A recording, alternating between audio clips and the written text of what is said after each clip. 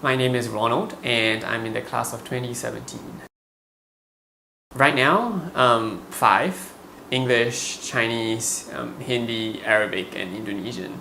But I've forgotten so much of my Hindi, it feels embarrassing to say that I speak it now.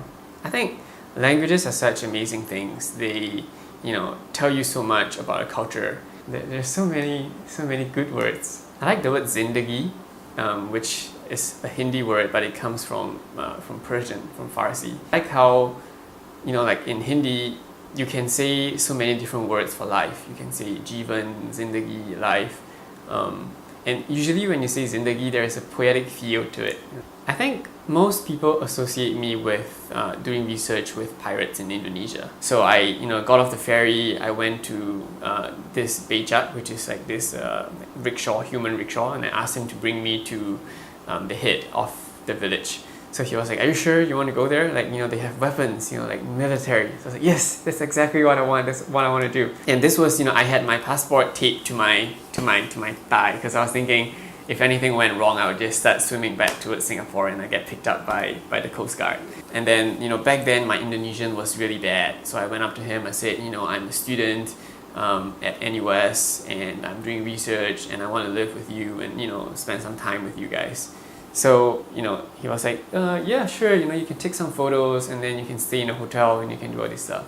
So I said, no, you don't understand. Like, I want to, live with you. I want to sleep with you. I want to, shower with you. I want to do all these things, together with you guys.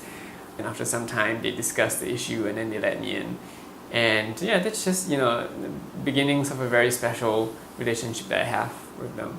I also spent some time in Nepal. I felt really sick in Nepal. I had too much yak cheese, and then they came into the room one at a time. It's kind of like I was gonna die, and I was on the deathbed, and they were asking me for my final dying wishes or something. My host dad was like, "Okay, you can't eat anything." So my sister, my host sister, she took a whole bunch, and she was feeding me from above. I was sitting down on the ground, so she was feeding me from behind, and it was just the cutest. They were Brahmins, so they were supposed to be vegetarians. So I would bring my brothers and my sisters out in the middle of the day when grandma is not watching over us to have sausages, chicken sausages and things like that. I would want to be, I think, a mangosteen. First of all, they're really tasty, tastier than durians, and everybody goes for the durians, but then you need the mangosteen to balance out the durian as well, and I think that's kind of what I want to be.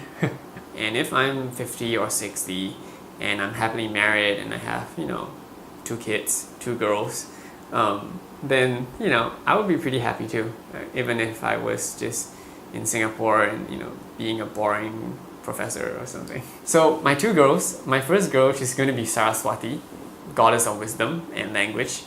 And then my second girl would be Chihiro, which is the main character in Spirited Away, which is one of my favorite films, which means 1,000 wanderings or 1,000 questions. And I think, yeah, that's a good pair.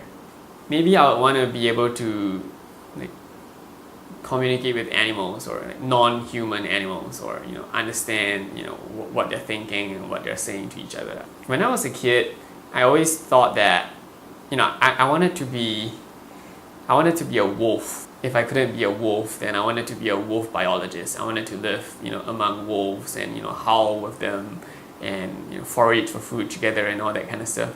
I never really liked humans that much to begin with.